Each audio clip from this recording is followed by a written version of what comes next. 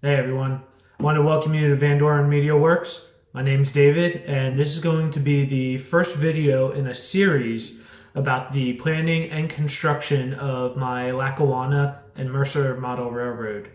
Um, this will be a completely new design. It's going to be a three-rail, O-scale, high rail layout. Um, I used to have a 8 foot by 6 foot figure eight with an outer loop in the basement of my parents' house. And after buying my first house back in June of 2018, I was like, oh, hey, I'll just move into the basement. And unfortunately, that's when I got to thinking. I was like, this might be the time to actually build something that, really interesting, has some unique features, and something I'd be more interested than just a simple circle and a figure eight. Not knocking that, I'm not saying it's bad, but I'm just looking for a little bit more. And, I always had a goal of finishing that layout off, and I never got around to. So I'm hoping this one, it's going to be more intriguing to me, and it'll be a little bit of a side project. There'll be something for me to get my mind off of things and work on the model, and do some things I haven't been able to do since high school and college with the modeling and building structures and stuff like that. So I am loosely basing my Lackawanna and Mercer model railroad off of the Erie Lackawanna, which runs through North Jersey as well as up through eastern Pennsylvania, through the Scranton area, and then up into New York, and then heads west. Now, when I was planning the design, I reviewed a lot of plans online, especially on YouTube. There's a lot of good stuff out there. I just want to put some plugs in. I'm pretty sure I watched just about every episode of Eric's Trains when he's going over his construction of his Appalachian Railroad, as well as doing reviews. And what's also really amazing is all the tutorials that he has. There's a lot of good information there. As well as Classic Toy Trains. They have a YouTube channel with some good information. And also Ron's Trains and Things, who he usually focuses a lot on the smaller scales, but he, again, has a lot of good information on there. So once I initially decided where I wanted to put the layout down in the basement, I took the measurements. I used Atlas's track planning software because number one, it was free and a little bit easier to use than my architecture software. Trying to figure out the radiuses and stuff. Atlas had everything pre-built in there. You just have to pick the radius track or the length of track you want, and it automatically sets you up. So after I had worked for a while on a design that I was pretty comfortable with and a little excited to, get the ball moving with that, I started looking around a little bit more, and I realized right up in the ceiling is where all the plumbing is for the kitchen. So there's a lot of valves and stuff. So on the off chance that could, potentially leak or something, I'm not really comfortable putting that investment of that train model down right below that. So I had two other areas in the basement that I was considering. Another area would have been more of just a squarish layout, which I wasn't really fond of. And the other area was where my workbench is currently located. That would provide for a really nice long L-shaped layout.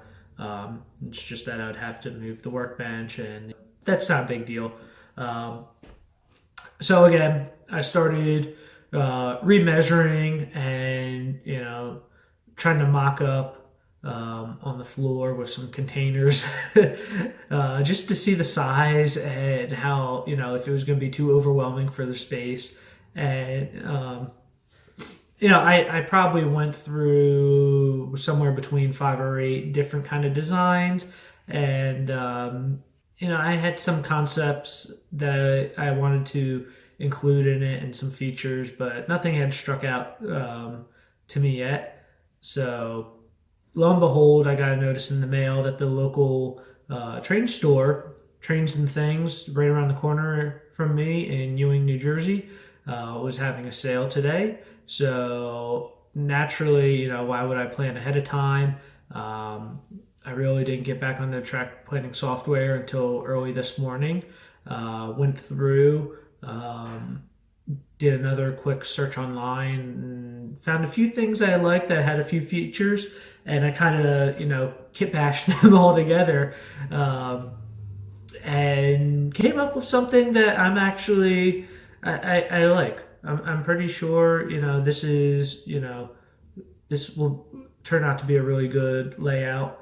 Um, so I figured out all the track that I would need, and so I went over to the store, and there were a few things that they didn't have, but it wasn't necessary because some of that stuff was more for the engine house and some other things. So I got, I believe, all the track that I will need for the main loop. Um, I'm still gonna have to go get a whole lot of switches as well as additional track to complete all the sidings and the rail yard and stuff like that. But you know, this will give me something to start mocking up. I still need to build my bench work, so this will help me figure out the size of the bench work and everything like that. So it was a good day. It was a good starting point, and hopefully you guys will enjoy overseeing the progress.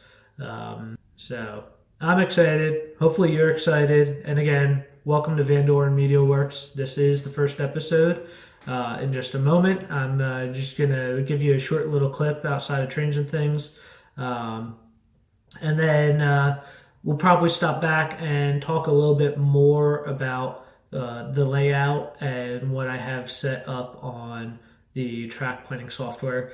And yeah, I'll see you next time, and thanks. And please subscribe.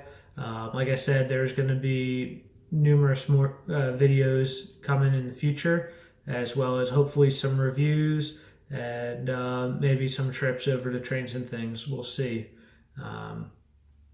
So welcome and thank you. Take care.